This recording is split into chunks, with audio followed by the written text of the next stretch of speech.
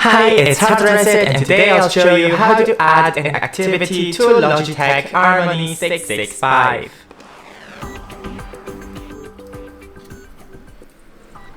Take a cable and plug one end into your remote and the other one to your PC. Now open MyHarmony app and go to your remote.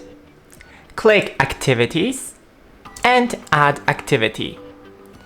Now click one of these buttons, so I'll go watch Smart TV.